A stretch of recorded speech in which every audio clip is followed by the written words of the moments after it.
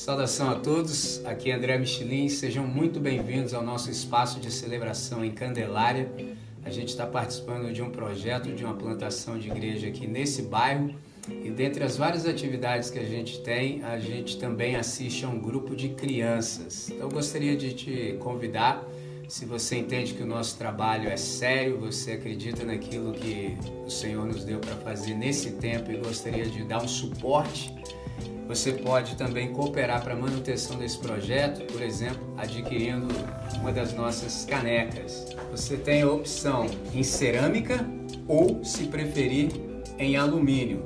Como é que você faz para adquirir? Você pode nos enviar uma mensagem pelo direct. Nós te informamos todo o procedimento. É isso.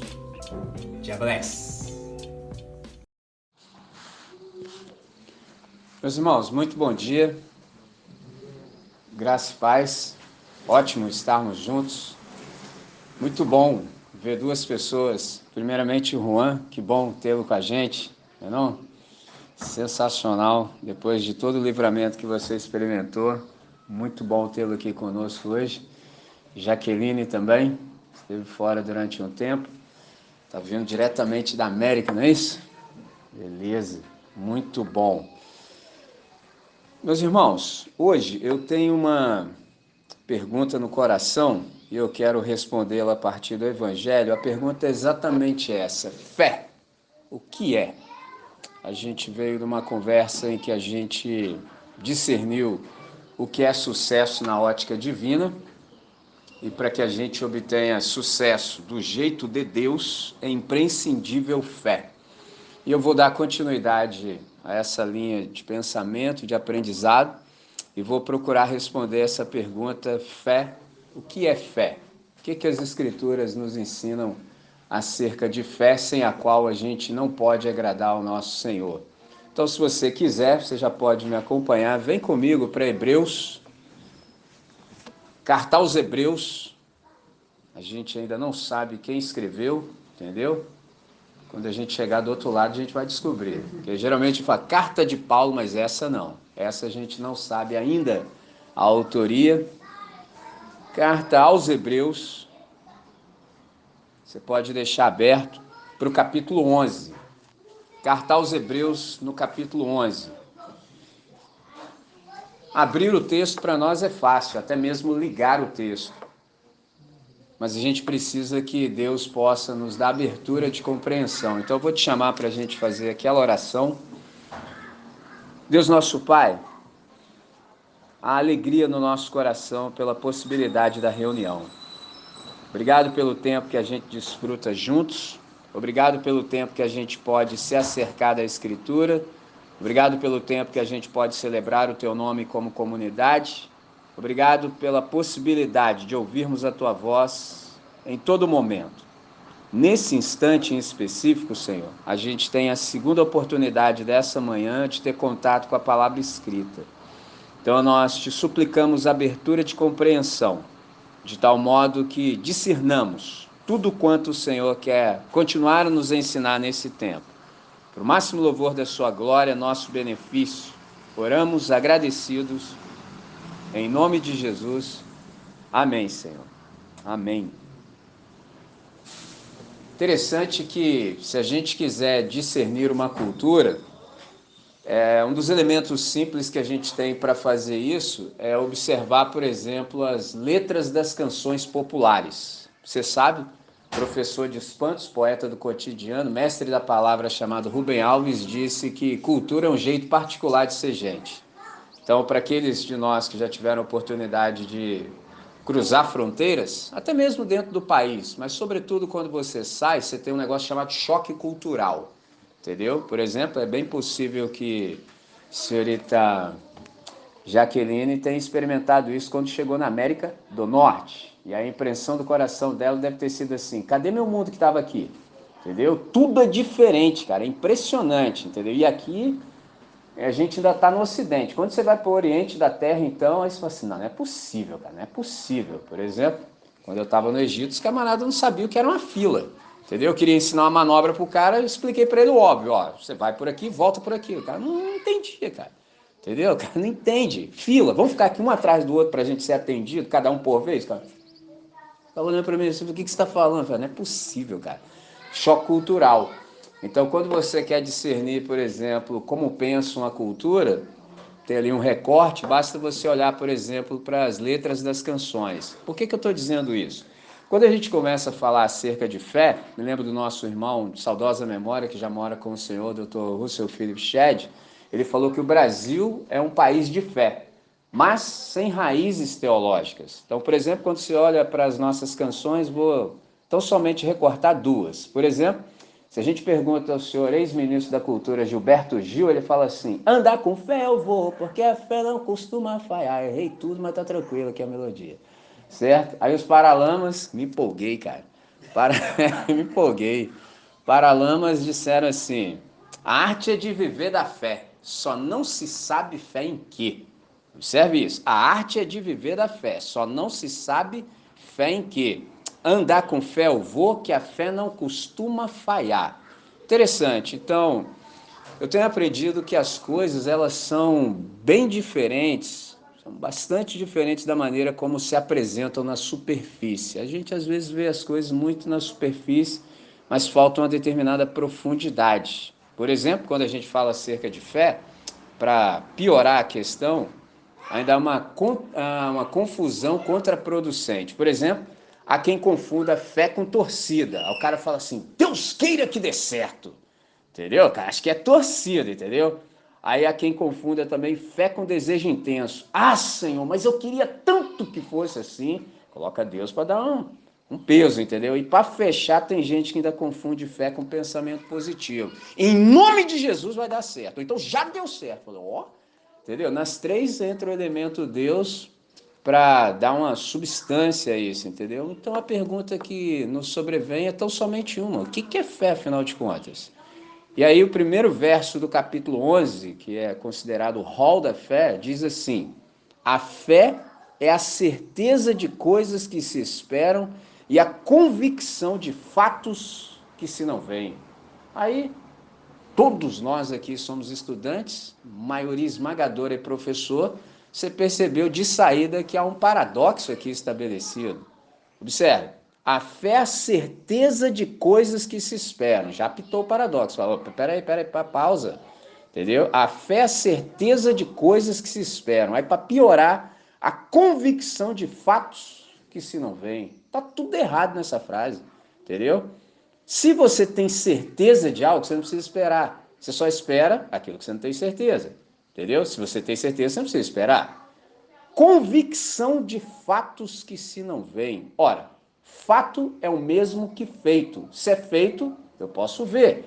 Até existe uma frase que você já deve ter ouvido, a exaustão, e nela cabe, por exemplo, uma reflexão e uma discussão. Contra fatos, não há argumentos. Quem disse? Quem disse? A gente às vezes pode ser tentado a repetir isso, mas quem disse que não? Contra fatos não há argumento. Fato é feito. Beleza, tá feito. Isso é fato. Mas cabe argumentação. Ou seja, como é que você vê o que está feito? Esse é o ponto. Que está feito, está feito. Agora, como é que você enxerga isso? Então, nisso cabe muita discussão. A fé é a certeza de coisas que se esperam e a convicção de fatos que se não veem.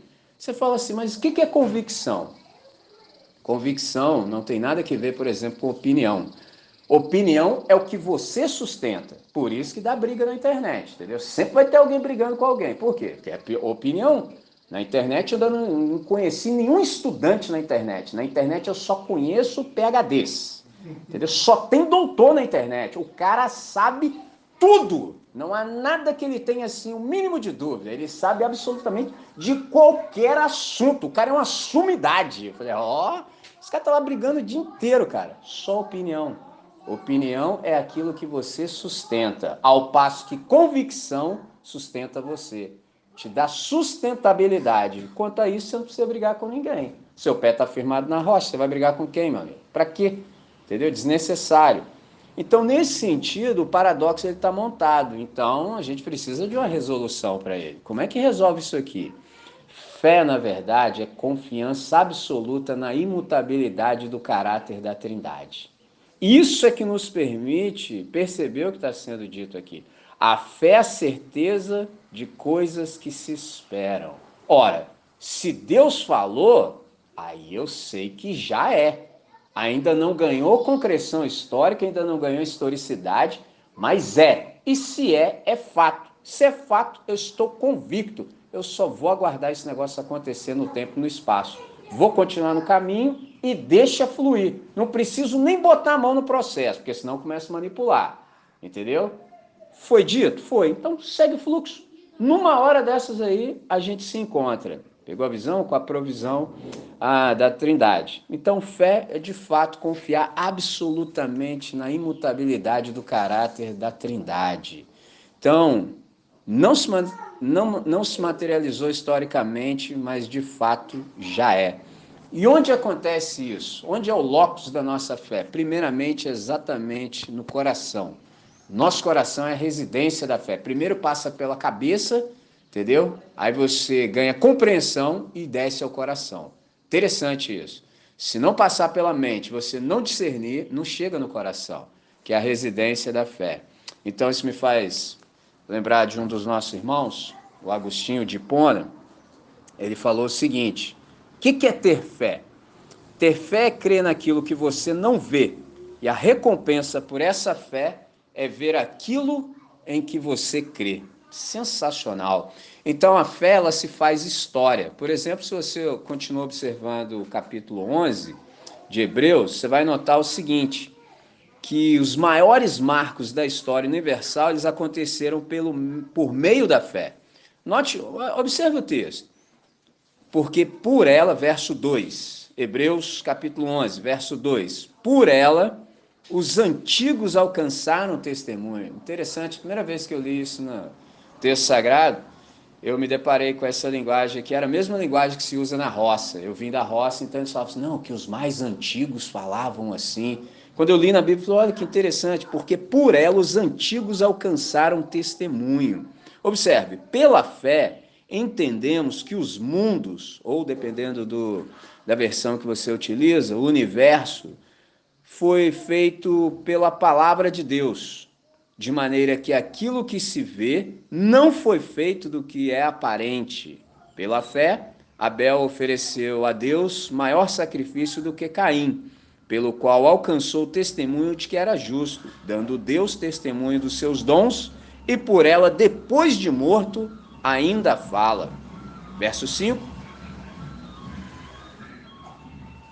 Pela fé, Enoque foi transladado para não ver a morte, e não foi achado, porque Deus o transladara, visto como antes da sua transladação alcançou testemunho de que agradara a Deus. Ora, sem fé é impossível agradar a Deus, porque é necessário que aquele que se aproxima de Deus creia que ele é, e que é galardoador dos que o buscam. Verso 7. Pela fé, Noé, divinamente avisado das coisas que ainda não se viam, temeu, e para a salvação da sua família, preparou a arca, pela qual condenou o mundo, e foi feito herdeiro da justiça, que é segundo a fé.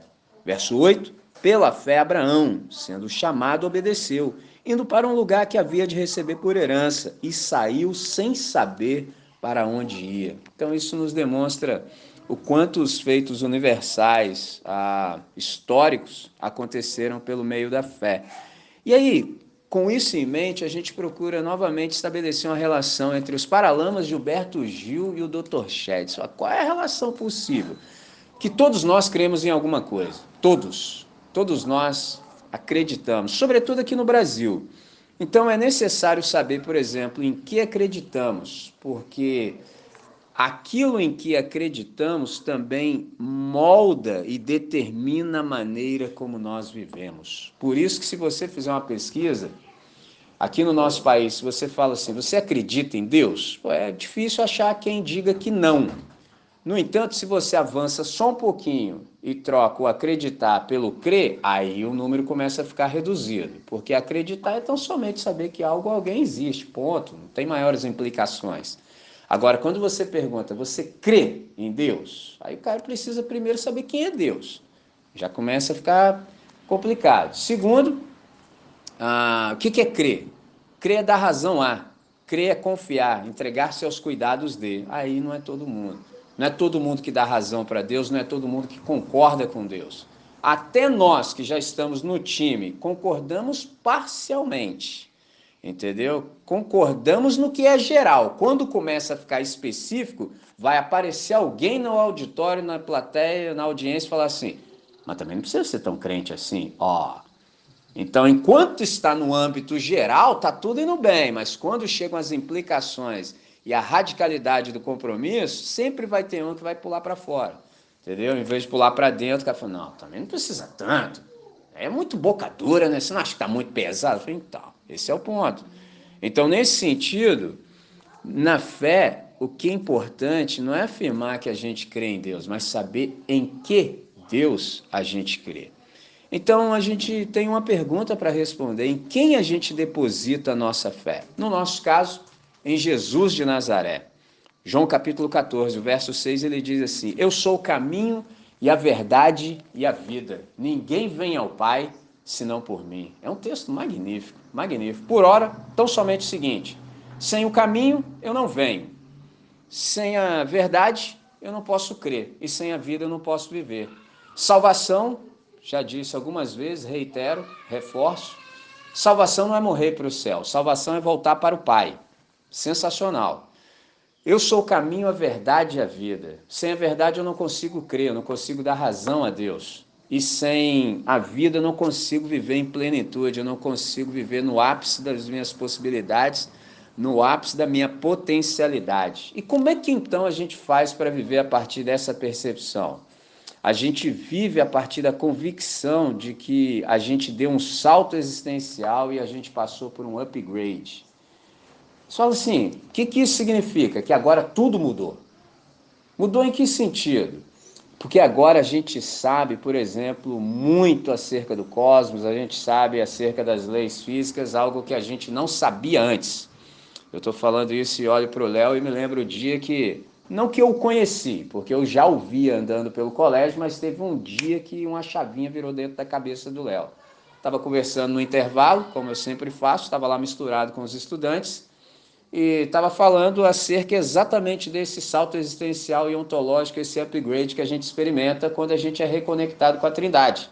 E aí, o Léo estava vindo de lá e eu estava aqui parado. Tinha uma galera ao meu redor e eu estou falando, e o Léo está vindo de lá, só que eu nem vi o Léo. E aí eu falei que quando a gente é reconectado com a Trindade, a gente vê até mesmo Deus na fórmula de Bhaskara. Aí o Léo que passava falou assim, aquela coisa, não. Tipo assim, você é legal, mas você forçou, entendeu? Porque lá no íntimo, todos nós aqui estamos pensando assim, eu vejo até o capeta na fórmula de Bhaskara, mas não vejo Deus. Vai falar que você não pensou isso? Então, esse é o ponto. Quando a gente dá esse salto existencial, a gente começa a enxergar com outro par de lentes, que nos possibilita ver como é que o universo de fato funciona e, sobretudo, é sustentado. Observe o verso 3 de Hebreus capítulo 1, que diz assim: todas as coisas são sustentadas pela palavra do seu poder. É isso que agora nós sabemos. Aí você fala assim, o que quer dizer esse texto? A gente passa a saber que há um Criador e também sustentador de todo o universo. O que sustenta o universo? Por exemplo, se você pergunta isso a um estudante na escola, sobretudo se você estiver numa aula de física, ele fala, ora, as leis físicas, entendeu? Imutáveis. O camarada sai com essa resposta, pô, todo mundo bate até palma. Isso porque talvez ele não passou pelo salto ontológico, entendeu? Não experimentou upgrade, ainda não abriu a chave da compreensão. Na verdade, o que o texto bíblico nos ensina é que não é isso. Não são as leis físicas que regem o universo. É a palavra do seu poder. Então, o que a gente passa a saber a partir do salto ontológico? Que Deus é tanto o criador quanto também o sustentador. O que isso significa? Que ele não criou e simplesmente se ausentou. Tem pessoas que acham, por exemplo, que Deus é uma espécie de relojoeiro, construiu esse relógio extraordinário chamado universo, deu corda e depois meteu o pé e falou, agora você se vira aí, entendeu? Quando a corda acabar é nós, entendeu? Mas enquanto isso vocês dão um jeito aí. Tem gente que acredita literalmente nisso. entendeu? Não, Deus tem coisa mais importante. Isso dito da maneira que eu disse, provoca em nós risos, a gente dá uma risadinha, fala, que doideira. Mas lá no fundo, isso reside em todos nós. Exemplo, há coisas assim que a gente até expõe diante de Deus em oração, mas há coisas que a gente fala assim, não vou incomodar Deus com isso, né?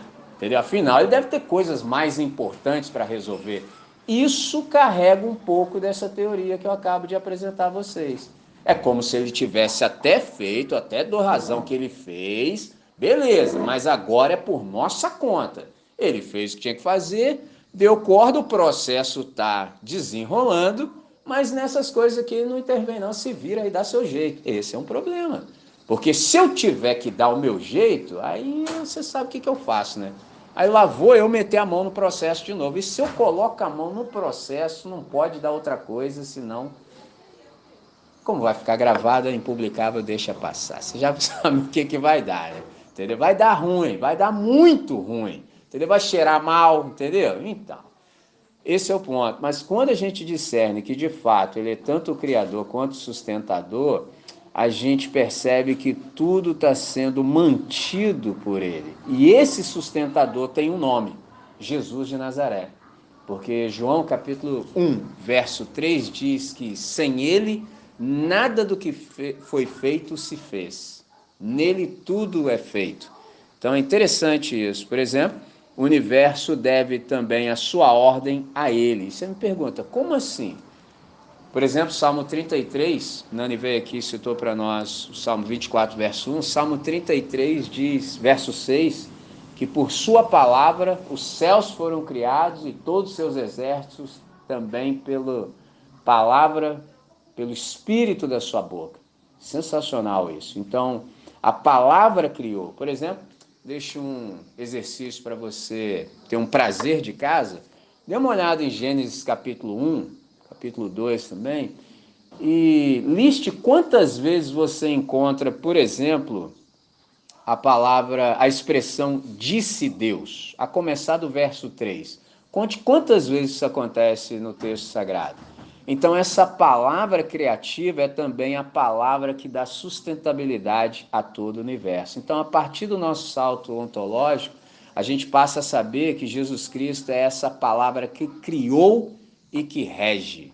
Então, João também, capítulo 1, verso 14, diz que o verbo se fez carne e habitou entre nós e vimos a sua glória, glória como unigênito do Pai, cheio de graça e cheio de verdade. Então essa palavra criativa virou gente e esteve entre a gente. Interessante. Quando a gente olha para o texto de Hebreus, capítulo 1, verso 3, a palavra sustentando é ferou, e ela traz a ideia de fazer ser, fazer acontecer. O que isso significa? Que o Filho é quem faz o mundo ser. O que a gente passa a saber? Que isso contraria tudo o que a gente aprende na escola. Então, na verdade, o universo é um grande milagre. Não é lei natural e imutável que mantém isso aqui. É um milagre. É um milagre da sustentabilidade da Trindade. Sensacional. Então, Deus tanto criou quanto também dá sustentabilidade a todo o universo. Como é que isso se aplica pela fé à nossa vida? Simples. Por exemplo, se Deus cria e dá sustentabilidade, não há nenhuma situação que seja intransformável. Você pode me perguntar assim, por que não há nenhuma situação que seja intransformável?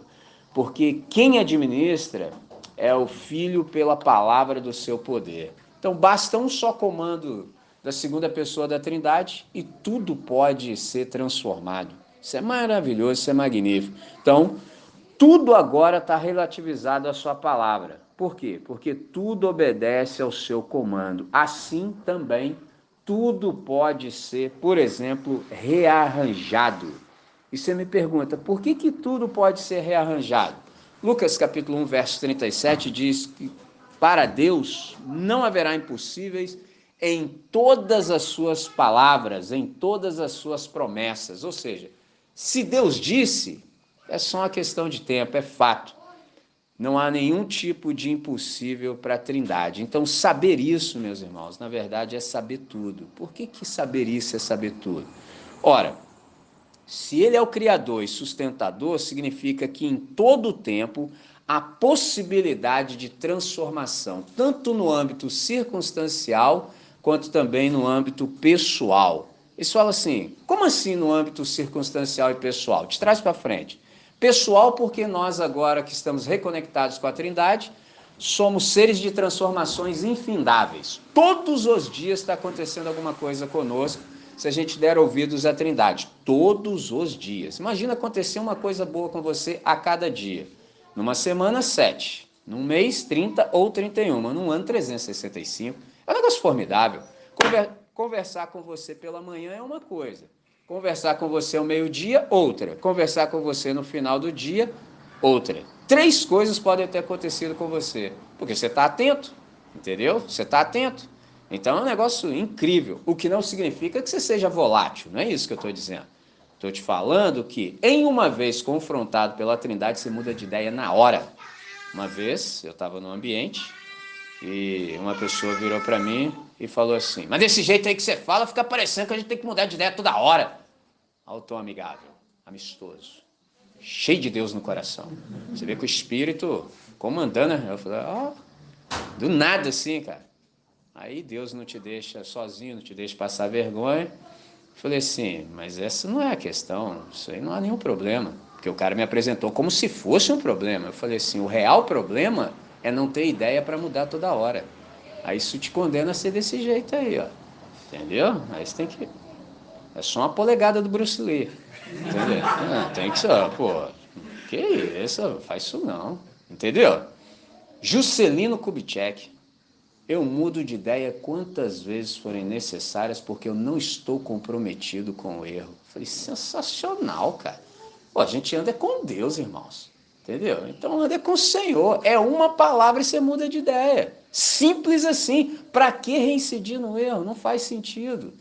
Pegou a visão? Então, nesse sentido, nós somos seres de transformações infindáveis, porque aquele que começou a boa obra em vós há de completá-la até o dia de Cristo. Todos os dias está acontecendo algo de bom no íntimo do nosso ser. Então, há infinitas possibilidades positivas em relação, por exemplo, ao nosso futuro. É só assim, como assim? O nosso futuro está assegurado. Entendeu? Ninguém precisa sofrer de ansiedade. Desnecessário. Seu futuro, meu, nosso, está assegurado e garantido. Nosso passado está liquidado, nosso passado está perdoado e ele pode até mesmo ser reinterpretado. Você pode olhar com esses novos olhos, com esse novo par de lentes, e perceber o que você não havia percebido. Você pode até perceber, por exemplo, a providência da Trindade te livrando. Se você olhar bem, entendeu? E aí você está me perguntando, e o meu presente? Totalmente abençoado. Então a gente pode viver nele de modo integral e sem nenhum tipo de medo. Nenhum tipo de medo. Você pode estar presente no presente, desfrutando do presente como um grande presente. Porque o seu passado já foi. Então você não precisa ficar preso lá. Entendeu? Seu futuro está assegurado e garantido. Então você não precisa antecipá-lo. Porque a ansiedade não resolve nada. Só tira a sua paz de hoje. Esse é o problema. Não resolve nada do amanhã e ainda tira a sua paz hoje. Entendeu? Contraproducente. Então, se é assim, se há essa possibilidade positiva, você pode viver integralmente no presente. O que isso aqui quer dizer? Que embora se diga, por exemplo, que o universo é regido por leis, na verdade o universo é um milagre, como eu afirmei há pouco, porque tudo está sendo sustentado pela palavra do seu poder. Então, o Filho é esse que cria e sustenta. Para que ele faz isso? Para que ele cria e sustenta? Para que tudo possa cumprir o seu fim no fim. De novo, para que tudo possa cumprir o seu fim no fim. Fim em que sentido? Primeiro, fim de finalidade. No fim, na consumação do século. Então, tudo tem uma finalidade existencial. Então, Deus sustenta todas as coisas para que cada uma delas cumpra a sua finalidade exatamente no fim. Por isso, nós, os que cremos, não nos desesperamos. Observe a palavra, não nos desesperamos, entendeu? Só quem não crê se desespera. Não, nós continuamos esperando, entendeu? porque é a convicção no íntimo do nosso ser sustentado pela palavra do seu poder. Então, é interessante que esperança é um ingrediente sem o qual a vida se torna absolutamente inviável. Não dá para viver sem esperança, entendeu? Isso é tão sério que a gente às vezes não discerne e a gente já perdeu a esperança e fica nutrindo expectativa, entendeu? Por isso que a gente se frustra, entendeu? Porque bom para nós do upgrade é esperança, entendeu? Agora, expectativa é só para a gente se frustrar, porque a expectativa, na verdade, é você estabelecer uma coisa, você imagina do seu jeito e fica fazendo de tudo e torcendo para que aquilo aconteça. Nunca vai acontecer do jeito que você imaginou, esse é o problema. Então você perde uma grande oportunidade de ser surpreendido pela Trindade e fica frustrado no outro lado, entendeu? Porque não aconteceu do jeito que você queria. Entendeu? E quem falou? E qual poder você tinha para fazer acontecer do jeito que você queria? Mas não era infinitamente melhor esperar na Trindade e ser surpreendido? Porque aí seria infinitamente melhor do que qualquer dos seus melhores sonhos. Esse é o ponto. Então, é interessante essa questão da esperança, porque, por exemplo, há uma relação entre fé, por exemplo, e ressurreição.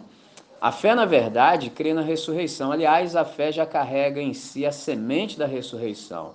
O que isso aqui significa? Que a vida é que tem a última palavra na história, sendo qualquer que seja o que o olhar coletivo chama de realidade. Então, por exemplo, no nosso planeta, às vezes a gente lança o olhar para muitas coisas e vê muito sinal de morte. Só que qual é o segredo? Todas as vezes que a gente olha, a gente sabe que a vida é que tem a última palavra na história. Então as coisas podem estar como estão, mas isso aqui não é o final ainda, porque eu sei que de fato quem tem a última palavra na realidade é de fato a vida. Então isso aqui tem uma boa notícia para nós. Qual é a boa notícia? Ora, já que o Filho sustenta todas as coisas, logo ele também pode fazer tudo o que deve. O que a gente passa a saber a partir disso? A gente passa a saber que todas as impossibilidades e todas as improbabilidades humanas, elas são vencidas, superadas e transcendidas pela fé. Por que é assim? Porque pela fé em Jesus de Nazaré, todas as lógicas são subvertidas. Aí alguém pode falar assim, pô, não entendi essa parada aí não. Eu sei, isso aqui é a tentação, porque tudo a gente quer entender. E aí assim, eu já falei inúmeras vezes, estava até pensando se eu falava hoje novamente. Vou falar porque eu comecei. Não dá para entender Deus, sabe? Não dá para entender Deus, dá para crer. E foi para isso que ele nos chamou. Mas sem que a gente perceba, sempre a gente está querendo entender. E a gente deixa de crer. Qual é a questão aqui? É mais saber em fé do que entender, não é um saber racional. E a maravilha, por exemplo, não é entender, é saber em fé. Então, por exemplo, o texto sagrado sempre nos concita a crer, nunca, jamais a entender. E aí sempre, eu vou citar o Tertuliano, porque eu nunca encontrei nada que fosse tão sintético e nos falasse tão profundamente. Creio porque é absurdo, se não fosse, eu entenderia. Eu, até hoje, em 25 anos de caminhada consciente, eu nunca encontrei algo que sintetizasse melhor. Creio porque é absurdo. Eu nunca ouvi nada que Deus falou que não fosse um grande absurdo. Aliás, Deus é absurdo. O que eu faço com um lance desse? Só posso crer. Não dá para entender. Entendeu? E nem vou dar exemplo, porque senão a gente poderia multiplicar a conversa. Então, é uma questão de saber em fé. E o que é crer, então? Crer, conforme a linguagem bíblica, significa confiar e depender. Então, crer é render-se, é entregar-se aos cuidados de. Então, a fé crê que o que existe veio exatamente daquilo que era inexistente, ou seja, daquilo que não está disponível aos sentidos. Interessante isso. O que é fé? Fé, então, é tudo aquilo que a gente se apropria sem o auxílio dos sentidos. Isso aqui é maravilhoso. Por quê? Porque o Evangelho não é um mundo de sensações, mas é um universo de compreensões. Fé não é para ser sentida, pelo contrário, é para ser sabida em confiança. Então, por exemplo, todas as vezes que a gente quer conciliar fé com, por exemplo, sensação, vai dar ruim. Exemplo simples, óbvio e ululante. Não estou sentindo a presença de Deus. Essa é clássica. Ou então, no caso aqui, não estou sentindo que eu tenho fé. Oh, irmão, para com isso. Isso é campo das sensações. Vai ficar assim, ó. Entendeu? A gente nem tem estrutura para sentir presença de Deus. Como assim, rapaz? Você toma um susto aí, você quase morre, cara. Entendeu? Eu não entendo assim, sabe? Toma um susto. Caramba, sua alma sai até do corpo, cara. Entende? Pô, sua mãe vai falar, no caso, assim, minha mãe, respeito mais, sua mãe fala com você, como? Tô sentindo a presença de Deus. Eu falo, mano, eu não entendo, cara, não entendo, não consigo compreender. A gente não tem nem estrutura para isso, não tem. Você pode perceber, entendeu? Ele pode adensar a presença dele no lugar, você fala, tá acontecendo um negócio diferente aqui. Agora, sentir, como? Não dá, não tem, a gente não tem estrutura para isso. Como eu comecei, vou falar para exemplificar hoje. Por exemplo, Deus está conosco? Está, entendeu? Deus é o nosso ambiente existencial. Nós estamos em Deus. Só que nem todos conseguimos perceber a presença de Deus. Vocês podem falar, como é que você sabe disso? A postura corporal, entendeu? O nosso corpo fala. Se nós tivéssemos noção diante de quem estamos, a postura já seria outra, entendeu? A gente já se aprumaria e começa por aí. Se Deus adensasse um pouquinho mais a presença dele aqui, a gente não conseguiria ficar do jeito que nós estamos. Não tem como. Rapidamente você se prostraria, porque você teria noção, você fala, meu Pai do céu, estou na presença do Altíssimo, Criador e sustentador de toda a criação. Oh, com ele só posso falar prostrado, não tem como. Pronto. Se ele adensasse mais um pouquinho a presença, você começaria, tipo assim, todos nós, sem exceção, a celebrar o nome dele com cânticos, palavras de exaltação e por aí íamos, sem ninguém falar nada, sem ninguém te comandar, entendeu? Sem nada. Se ele adensasse mais um pouquinho a presença, a gente perderia os sentidos, porque assim, não tem estrutura física para isso, ninguém tem. E se ele adensasse mais um pouco, a gente era fulminado, porque a gente não tem estrutura para isso, percebe? Então, nesse sentido, evangelho não é um mundo de sensações. Quando a gente aprender a crer e falar assim, Deus está conosco, sensacional. Ah, mas não estou sentindo. E o Kiko? E daí? A questão não é sentir, a questão é crer. Sentindo, não sentindo, percebendo, não percebendo, ele está. Quanto mais cônscio disso eu estiver, melhor será. Entendeu? Melhor será. Não vou ficar mais preocupado, por exemplo, com os capitães do Mato Gospel, se tem alguém me olhando, que alguém me olhando. Estou na presença do Altíssimo todo o tempo todo. Entendeu? Diante dele eu estou desnudo. Ele me vê de dentro para fora. Estou preocupado com os outros? De modo algum. Então é sensacional isso quando o evangelho de fato entra em nós. Então, nesse sentido, quando a gente começa a compreender a dimensão da fé, a gente percebe que quando está dito que o justo de Deus apenas viverá pela fé, isso aqui quer dizer que esse é o único jeito que a gente tem de andar com Deus. Por exemplo, Gênesis capítulo 1, verso 1, 9 palavras magníficas. No princípio, criou Deus os céus e a terra. Qual é a ideia aqui? Se há Deus e há, então qual é o meio pelo qual a gente pode andar com ele? Somente e exclusivamente pela fé. Por quê?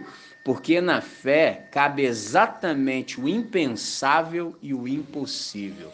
E Deus é ambos, tanto o impossível quanto o impensável, seja imponderável. Por isso, entre tantas outras coisas, sem fé é impossível agradar a Deus. É o verso 6 do capítulo 11 da carta aos Hebreus. O que é a fé?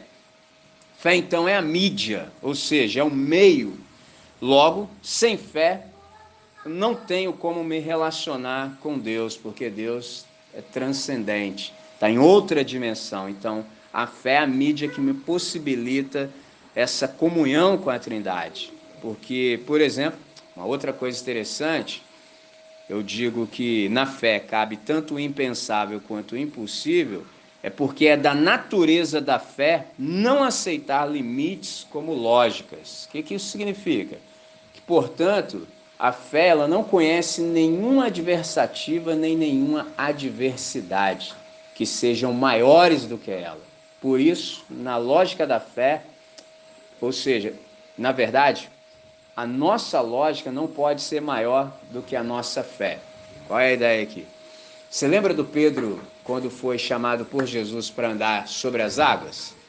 Aquilo ali, Pedro teve um conflito epistemológico. O que é isso? O que é verdade? Verdade para o Pedro é: ninguém pode andar em cima da água. Por quê? Ué, o Pedro sabe que todos nós sabemos. Sobretudo nós. Se ele sabia, imagina a gente. Água não tem densidade suficiente para suportar um corpo humano sobre. Não dá. Isso é verdade para ele, é o que ele aprendeu, é o que a gente continua aprendendo até hoje. Mas o problema é que tem Jesus andando em cima da água, né? O que a nossa mente de hoje, aqui ocidental, fala? Mas Jesus é Deus. Está errado também. Tanto é que ele fala assim: vem, porque o Pedro disse assim: se és tu mesmo, Senhor, manda-me ter contigo sobre as águas. Pô, Jesus acabara de dizer: não temas, sou eu. Aí ele diz: se é você mesmo, fala para eu fazer essa parada aí também. Ele fala: vem, ué. Só que esse vem aí é a nossa vida com Deus todos os dias, em todos os âmbitos, sem que a gente perceba. Nem sempre a gente se dá conta. Todo dia Jesus está lá em cima da água e fala assim: vem, sai do barco. Mas o problema é que todo dia a gente está dando uma melhorada no nosso barco. Ao invés da gente entender que o upgrade acontece em nós, a gente fica fazendo upgrade no barco. Entendeu? Fica botando um ar-condicionado no barco, ver se melhora assim, entendeu? O banco do barco. Sair do barco, mas nem pensar. E todo dia Jesus vem. Só que aí, nessa, a gente tem esse choque. Choque de realidade. Por quê? Pô, mas para fazer isso aí, eu vou ter que ter uma outra concepção de verdade. Verdade agora, a partir desse momento, desse comando, não pode ser mais o que me disseram ser verdade. A partir desse momento, verdade é o que ele fala e o que ele faz. Esse é o ponto. Aí o que a gente faz? Vai até no meio do caminho e chega no meio do processo, você olha bem e fala assim: não pode ser. Aí pronto, lá vamos nós pro fundo. Isso aí é todo dia e toda hora em todos os âmbitos da vida. É só separar, procura um lugar silencioso, conversa com Deus, você vai ver isso aí acontecendo toda hora na sua vida, você bebendo água. Direto, velho, toda hora. Por quê? Porque você não troca o que você chama de verdade pela verdade que é Jesus de Nazaré, encarnado e te chamando para participar junto. Esse é o problema. Então, quando a gente, de fato, anda por fé, a gente troca de verdade. Verdade para nós agora é o que Cristo Jesus fala. Então, nesse sentido, se a gente não faz assim, não dá para agradar a Deus, porque o texto é categórico. Sem fé é impossível agradar a Deus. Por quê? Porque a fé sabe que a vida e não a morte tem a última palavra na história. Então, para nós agora, o que importa de fato é tudo que a vida nos diz como verdade. Por exemplo, antes a morte matava aqueles que eram gerados, mas agora a vida ressuscita a todos aqueles que a morte matou. Então há um fundamento para a nossa fé. Qual é esse fundamento para a gente discernir o que é fé? Fé, na verdade, é confiança depositada no caráter da Trindade, na sua bondade e na sua fidelidade. Então, por exemplo, todas as vezes que a gente lê que o justo vive pela fé, a melhor tradução aqui é assim: o justo vive pela fidelidade. Só que aqui agora vamos abaixar a profundidade da água. É assim: o justo vive pela sua fidelidade, mas fidelidade da Trindade. Esse é o ponto. O justo vive pela fidelidade da Trindade. Em que sentido? Por exemplo, aqueles que participam, por exemplo, há mais tempo de uma igreja histórica já ouviram aquele hino que diz assim: tu és fiel, Senhor. Aí, dependendo da visão daquela comunidade, tem uma hora que fala assim: tu és fiel, Senhor, fiel a mim ou a ti. Depende da comunidade que você está. Entendeu? Pegou a visão? Se entrar nos ismos, se você estiver numa determinada comunidade, os caras vão cantar assim: tu és fiel, Senhor, fiel a mim. Se você estiver na outra comunidade, aí os caras vão cantar assim: tu és fiel a ti. Esse é o ponto. É isso que dá sustentabilidade, por exemplo, à nossa vida. Se fé é confiança no caráter da Trindade, o justo vive pela fé, o justo vive pela fidelidade do Senhor. Em que sentido?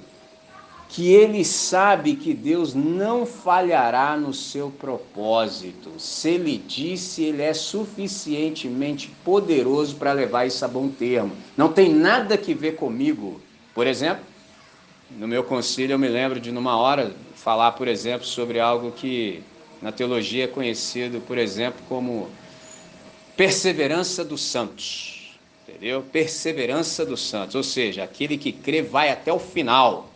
Aí, né, como era para eu falar o que eu penso, não era para repetir nada, eu falei, eu não acredito na perseverança dos santos. Eu acredito na perseverança do santo Deus que vai me levar até o final. Não tem nada a ver comigo. Entendeu? Jesus pagou um preço altíssimo por mim para me perder no meio do caminho. Não fica brincando, hoje você está salvo, você não está salvo. Já pensou se fosse assim, essa oscilação? Não, eu creio na perseverança do santo. Ele me diz, aquele que começou boa obra em vós, há de completá-la até o dia de Cristo. Então, fé é exatamente confiança no caráter de Deus. Aí a pergunta é essa, né? Se crer é dar razão a Deus, a gente precisa saber quem é Deus. Deus, você sabe, é uma comunidade. Semana passada o Léo nos falou um pouco acerca disso, quando ele nos falou de unidade, para sermos um. Então, Deus é uma comunidade, e nessa comunidade a gente percebe tanto unidade quanto diversidade simultaneamente na natureza divina. É um negócio magnífico. E eu sei que você pergunta assim, como assim? Não sei. Não dá, porque se eu falar como assim, aí você já tem um exemplo e Deus é incomparável. Entendeu? Deus é incomparável. Então, por isso ele recebe esse título de Deus, porque ele não pode ser comparado com nada e nem ninguém. Então, Deus é uma comunidade, Deus é uma unidade, é o Pai, o Filho e o Espírito Santo, e há diversidade, porque são três pessoas, muito embora a essência seja a mesma. Três pessoas distintas, entretanto, com a mesma natureza. Bom, se fé é confiança no caráter da Trindade, a gente tem uma pergunta para resolver também. Deus é confiável para quem nele confie? Porque assim, você pode falar assim, eu já ouvi dizer que quem não é conhecido não é confiável. Faz sentido. Deus é confiável para que nele eu confie? Uma vez o cara falou isso para mim, nessa amistosidade. Falando desse jeito aí, ó, sei lá quem é Jesus para confiar nele. Jesus era confiável. Eu falei, ó, é só nesse nível, irmão. Aí Deus não me deixa passar vergonha, né? Eu falei assim, ó, se você não puder confiar em Jesus, que morreu na cruz no seu lugar, você vai confiar em quem? Aí arrematei para ficar bonito. Em mim? Aí o cara foi pensar 2 minutos, entendeu? Falou, a gente está falando é do Senhor do universo, não está brincando esse negócio aqui. Entendeu? Você acha que a gente está brincando? Deus lá é confiável para eu confiar nele? O cara fosse assim nessa pegada. Eu falei, irmão, a parada é o seguinte, Deus só tinha um filho, fez dele missionário, veio aqui morrer por nós. Você acha pouco? Se você achar pouco, aí você continua do jeito que você está aí. Entendeu? Que aí a resposta tem que ser na mesma frequência, porque senão o cara acha que está sabendo de alguma coisa, entendeu? Pediu, tem que levar também, né? Pegou a visão? Então, como é que isso aqui se aplica a nós? Porque a pergunta é, será que Deus é confiável para que nele eu confie? Bom, no nosso caso, quando a gente está reconectado, passou por esse upgrade, esse salto ontológico existencial, a gente sabe e conhece. Então, porque a gente conhece, a gente confia naquilo que Deus é. Porque a gente conhece, a gente confia também em sua vontade, e porque a gente conhece, a gente sabe também que ele não falhará jamais. O que é confiança, então? Confiança é um status. Confiança é um estado. É um estado de confiança que traz também algo como consequência. Fé, então, agora a gente sabe, é entrega e é descanso consequente. Quanto mais eu me entrego, mais descanso eu experimento. Então, fé é entregar a vida nas mãos de Deus e descansar nos seus cuidados. E como é que eu faço para experienciar isso? Eu penso que é a pergunta que você traz. Romanos, capítulo 12, verso 1 e 2 diz assim: rogo-vos, pois, irmãos, pelas misericórdias de Deus, que apresentem o vosso corpo em sacrifício vivo, santo e agradável a Deus, que é o vosso culto racional. E não vos conformeis com esse século, mas transformai-vos pela renovação do vosso entendimento, a fim de que experimenteis qual seja a boa, agradável e perfeita vontade de Deus. Isso é um texto magnífico, sabe? Por ora, eu quero que você preste atenção tão somente nessa parte que diz assim: e não vos conformeis com esse século. Note a adversativa. Mas transformai-vos pela renovação da vossa mente. Você está percebendo que aqui a linguagem que o Paulo utiliza é para falar sobre essa pressão que essa era, esse aeon, esse século exerce sobre nós, para que a gente se amolde conforme esse modo de viver. Só que ele fala assim: não seja assim, pelo contrário, transformai-vos pela renovação da vossa mente. E aí ele diz qual é a finalidade dessa renovação: para que haja experiência da boa, agradável e perfeita vontade de Deus. Então, para que a gente possa experienciar esse descanso consequente da nossa entrega, é necessário, de fato, que a gente se renda em absoluto a Deus. O que é fé? Fé é exatamente abrir mão de todas as nossas vontades, crendo que a vontade da Trindade, que é boa, perfeita e agradável, é incomparavelmente melhor que as minhas vontades, que as nossas vontades. Isso aqui é o nosso maior desafio. Nosso maior desafio, qual? Conjugar o verbo confiar. Por exemplo, por isso, na oração dominical ensinada pelo Senhor, ele não diz para a gente simplesmente pedir ao Pai que nos dê ou faça aquilo que nós queremos. Pelo contrário, ele nos ensina a pedir que se faça a vontade dele em nós e através de nós. E graças a Deus, porque Jesus é o nosso modelo absoluto e confiável, que ele mesmo disse assim: eu não desci do céu para fazer a minha vontade, mas daquele que me enviou. Esse é um dos textos assim que, desde que eu li a primeira vez, eu fiquei assim transtornado. Eu não desci do céu para fazer a minha vontade, mas para fazer a vontade daquele que me enviou. Eu falei, que isso? Só que isso, pessoal, dito assim, já é transtornante. Só que a gente precisa verificar isso na nossa vida camuflado, sutil. A gente pode até admitir isso aqui intelectualmente falando, mas lá no fundo a gente ainda tem as nossas vontades travestidas e a gente apresenta isso para Deus. Aí você fala, como assim que eu faço isso? Não é possível, faz. Exemplo, Senhor, cumpra os meus sonhos, meus projetos, sobretudo no início do ano. Já viu a lista de projetos e sonhos e realizações que você tem? Resoluções para o novo ano. Aí você mete o listão lá, ó. Aí depende assim, como é que você está em relação a Deus. Se você tiver ali bonito mesmo, a ponto de falar até assim, Deus, tu sabes que sou fiel. Aí, meu irmão, tua lista, ó, entendeu? Tipo pergaminho, entendeu? Você sai com essa, tu sabes que sou fiel na tua obra. Aí tu mete lá a lista todinha e apresenta para Deus, dependendo assim da sua intimidade com o Senhor, do seu nível de devoção, você ainda acrescenta. Sabes que já até jejuei. Ó! Ou seja, agora te emparedei, Deus. Agora tu tens. É um negócio doido. É bom quando a gente dá risada. Mas faz isso, cara. Coisa simples de resolver. Simples. Ao invés da gente ficar, por exemplo, pedindo para Deus abençoar os nossos projetos, por que a gente faz o contrário? Senhor, que mané projeto meu, rapaz? Eu quero que o Senhor me coloque nos teus que já estão abençoados desde antes da fundação do mundo. Aliás, foi para isso que o Senhor me salvou, para participar disso junto contigo. Eu quero ficar no teu. Porque ainda que eu pudesse conceber um belo projeto, está muito aquém da tua mente, você deixa isso para lá. Mas e até a gente chegar nisso? Até a gente chegar nisso. Então, nesse sentido, quem vive pela fé, vive para agradar a Deus e ninguém mais. A começar por você, você não se agrada. Então, ter fé, na verdade, é como assinar uma folha em branco e deixar que Deus nela escreva o que quiser. Quem disse foi o Agostinho. Ao invés de você ficar lá com a folha escrita e embaixo teu nome, não, apaga tudo. Isso, eu estou te poupando, por exemplo, de passar por essa experiência. Você chega lá com a sua lista, entendeu? Chega lá com o listão. Senhor, novo ano aí, ó, tá aqui, ó. Isso aqui, entendeu? Devidamente preenchido, meu nome embaixo, tá aí, ó. O senhor fazer, o senhor pode. Tu és o Todo-Poderoso, sei que o senhor pode, sustenta tudo, então faz aí, porque eu sou bom crente. Participante ativo da tua obra, dizimista fiel na casa do Senhor, ó.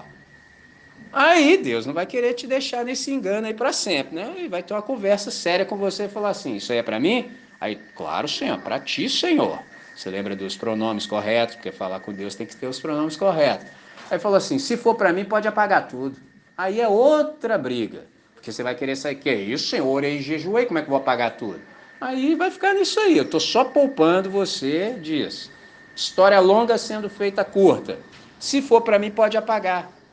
Mas como assim, Senhor? Deixa que eu preencha, eu só preciso da sua assinatura no final. Eu só preciso que você fale assim: Senhor, seja feita a tua vontade, não a minha. É só isso que eu preciso, que leva a sua vida inteira para você fazer. É só isso. Simples assim. Então, nesse sentido, ter fé é assinar uma folha em branco e deixar que Deus nela escreva o que Ele exatamente quiser. Por isso, sem fé é impossível agradar a Deus, porque quem vai a Ele precisa crer que Ele é e que recompensa os que procuram conhecê-lo melhor. Hebreus capítulo 11, o verso 6. Qual é o galardão da fé? Qual é essa recompensa? O galardão da fé, na verdade, é o próprio Deus. Qual é a finalidade da fé? A única função da fé é receber o que a graça oferece. Para isso que Deus nos tem dado fé. E a verdadeira fé tem prazer em sua própria simplicidade e confiança. O que é a verdadeira fé? A fé verdadeira é aquela que ouve a palavra de Deus e descansa em todas as suas promessas.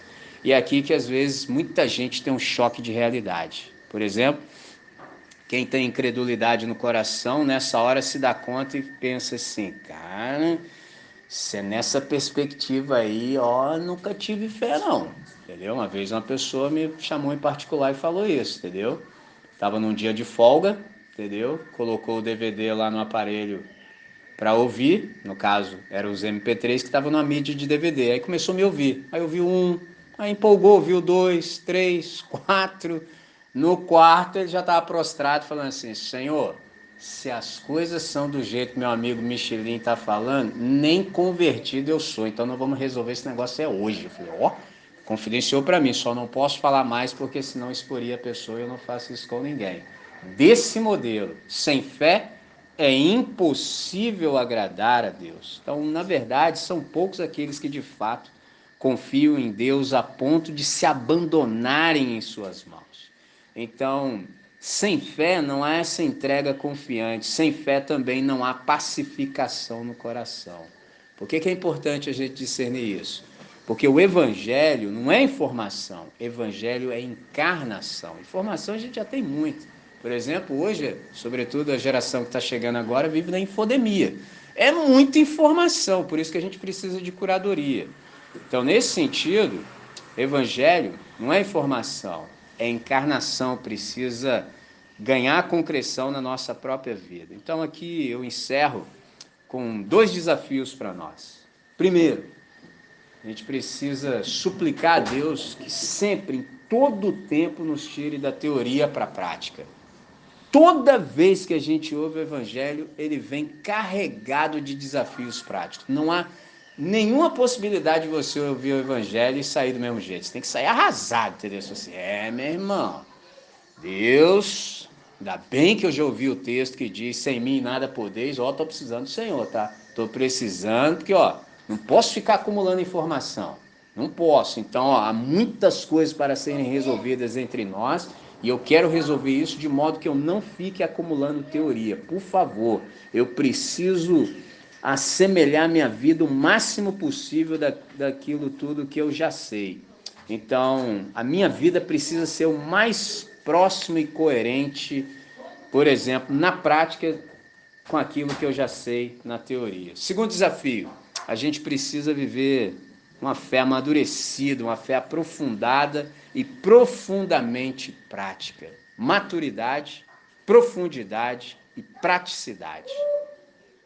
Malched disse: o Brasil é um país de fé, mas sem raízes teológicas. Então eu procurei, da melhor maneira que pude, dar minha contribuição para que isso, se não for acabado, mas que pelo menos seja mitigado. Encerro citando o nosso irmão que nos precedeu, chamado Martim Lutero. Ele falou assim: teologia é a gramática do Espírito Santo. toda boa teologia precisa fazer uma coisa conosco, nos colocar de joelhos. Então, nesse sentido, espero que tudo que a gente conversou tenha sido boa teologia para todos nós e que, por isso, nessa hora, a gente encontra muita razão para orar. Se você encontra, eu queria que você me acompanhasse nessa oração.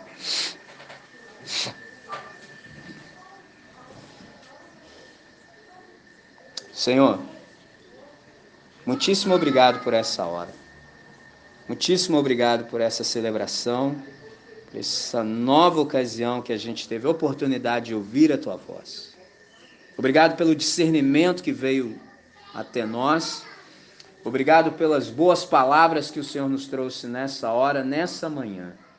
Por isso, Pai, nós temos tão somente uma súplica no coração, que o Senhor possa aprofundar a nossa consciência no Evangelho. Que cada um de nós que compreendeu porque creu, possa também se encomendar aos teus cuidados, possa se render e depositar integralmente a fé em nosso Senhor e Salvador Jesus de Nazaré. Pai, hoje é um domingo, que nós possamos nesse dia encontrar sinais de ressurreição e de recomeços, para o máximo louvor da sua glória. Nós nos rendemos, nós nos prostramos e suplicamos que possamos viver a nossa vida em fé e pela fé, de tal maneira que venhamos a te agradar para o máximo louvor da sua glória. Em nome de Cristo Jesus oramos, agradecidos. Amém, Senhor. Amém.